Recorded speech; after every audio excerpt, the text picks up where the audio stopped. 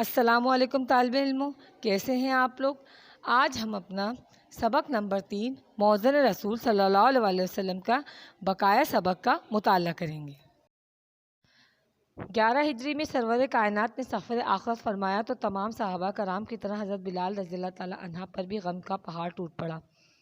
رسول اکرم صلی اللہ علیہ وسلم کی وصال کے بعد حضرت بلال رضی اللہ تعالیٰ عنہ خلیفۃ الرسول صلی اللہ علیہ وسلم حضرت ابو بکر صدیق رضی اللہ تعالیٰ عنہ کی خدمت میں حاضر ہوئے اور عرض کی، اے خلیفۃ الرسول صلی اللہ علیہ وسلم، میں نے اپنے آقا صلی اللہ علیہ وسلم کو یہ فرماتے سنا تھا کہ مومنین کے لیے سب سے افضل عمل جہاد فی سبیل اللہ ہے۔ میرا ارادہ ہے کہ اب میں مرتے دم تک جہاد میں مشغول رہوں۔ حضرت ابو بکر صدیق رضی اللہ تعالیٰ عنہ نے انہیں اجازت دے دی۔ وہ شام جانے والے لشکر میں شامل ہو گئے۔ اس کے علاوہ حضرت بلال رضی اللہ تعالیٰ نے حضرت عمر کے دور خلافت میں بھی شام میں رومیوں کے خلاف جہاد میں حصہ لیا اور داد شجاعت وصول کی۔ بیت المقدس فتح کرنے کے بعد بیت المقدس کی چابیاں حاصل کرنے کے سلسلے میں حضرت عمر رضی اللہ عنہ کو بنفس نفیس شام جانا پڑا۔ انہوں نے عیسائیوں سے صلح کا معاہدہ کرنے کے بعد مسلمانوں سے خطاب فرمایا۔ سامعین میں حضرت بلال رضی اللہ عنہ بھی موجود تھے۔ ان سے مخاطب ہو کر فرمایا، اے ہمارے سردار بلال، آج اسلام کے قبلہ اول پر پرچم توحید لہرایا ہے۔ اس باعظمت موقع پر آپ اذان دیں تو ہم آپ کے شکر گزار ہوں گے۔ حضرت بلال رضی اللہ تعالیٰ عنہ نے عرض کی، امیر المومنین، میں عہد کر چکا ہوں کہ رسول اکرم صلی اللہ علیہ وسلم کے بعد کسی کے لیے اذان نہ دوں گا، لیکن آج آپ کے ارشاد کی تکمیل میں اذان دیتا ہوں۔ یہ کہہ کر وہ اذان کے لیے کھڑے ہوئے۔ جب ان کے منہ سے اللہ اکبر کے الفاظ نکلے تو صحابہ کرام کی حالت ایسی ہوئی گویا ان کے قلب و جگر کے ٹکڑے ہو گئے۔ انہیں رحمت عالم صلی اللہ علیہ وسلم کا عہد مبارک یاد آ گیا۔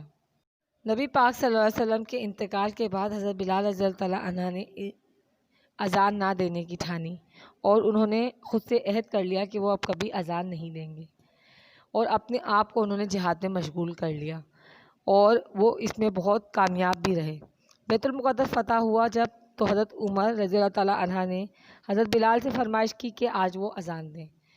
حضرت بلال کی اذان ایسی تھی کہ ان کی اذان سن کر تمام وہ لوگ جن کے دلوں میں اسلام بستا تھا ان کے ایمان جاگ گئے اور انہیں نبی پاک صلی اللہ علیہ وسلم کا عہد جو ہے وہ یاد آ گیا۔ شام کے مارکوں کے بعد حضرت بلال رضی اللہ تعالیٰ نے وہیں کے گاؤں خولان میں مستقل سکونت اختیار کر لی۔ ایک رات خواب میں دیکھا حضور پرنور حضرت محمد صلی اللہ علیہ وسلم تشریف لائے ہیں اور فرما رہے ہیں، اے بلال، کیا ابھی وقت نہیں آیا کہ زیارت کے لیے آؤ؟ اس خواب نے عاشق رسول کا دل و دماغ جھنجھوڑ ڈالا۔ بے تابی اور بے قراری سے انہوں نے مدینہ منورہ کا رخ کیا۔ روضہ اقدس پر حاضر ہوئے تو صبر کا دامن چھوٹ گیا۔ وہ اس قدر روئے کہ دیکھنے والوں کی آنکھوں سے بھی اشکوں کا ایک سیلاب جاری ہو گیا۔ اس موقع پر حضرت امام حسن اور حضرت امام حسین رضی اللہ تعالیٰ عنہ بھی موجود تھے۔ اپنے محبوب کے جگر گوشوں کو سینے سے لگا کر بار بار ان کا منہ چومتے انہوں نے خواہش کی کہ بابا بلال، کل فجر کی اذان روضہ رسول پر آپ دیں۔ حضرت بلال اپنے آقا کے جگر گوشوں کی خواہش کو کیسے ٹال سکتے تھے؟ فجر ہوئی تو روضہ رسول صلی اللہ علیہ وسلم کے قریب اذان کے لیے کھڑے ہو گئے۔ سارا مدینہ ان کی اذان سننے کے لیے امڑ آیا۔ جو ہی انہوں نے اذان دینا شروع کری، مدینہ منورہ کی پوری فضا میں حشر برپا ہو گیا۔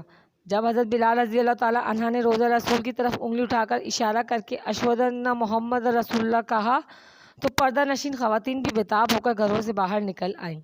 روتے روتے لوگوں کی ہچکیاں بن گئیں۔ ایسا معلوم ہوتا تھا کہ ہادی برک حضرت محمد صلی اللہ علیہ وسلم نے آج ہی وصال فرمایا ہے۔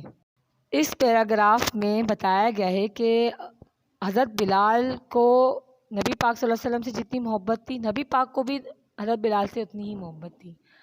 آپ نے ان کے خواب میں آ کر انہیں مدینہ آنے کی دعوت دی۔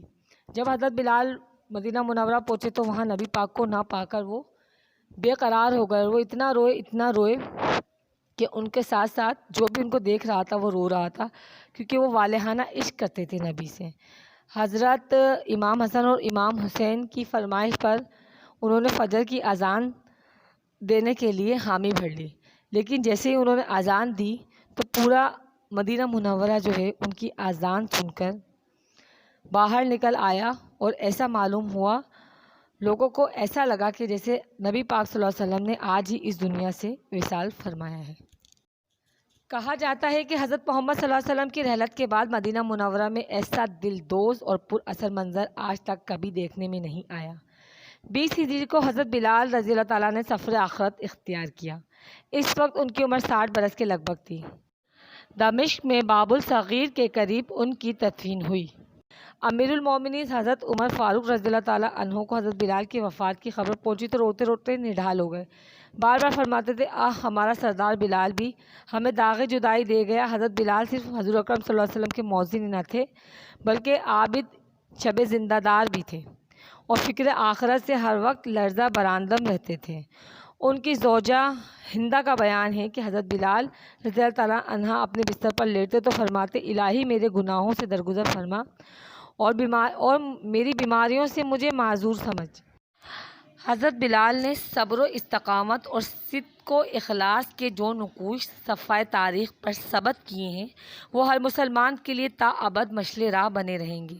ان کا اسم گرامی سن کر ہر مسلمان کے دل کی دھڑکنیں تیز ہو جاتی ہیں اور وہ تمنا کرتا ہے کہ کاش اس کو حضرت بلال کے عشق رسول کا ہزارواں لاکھواں حصہ ہی نصیب ہو جائے اور یوں اس کی آخرت سنور جائے، آمین۔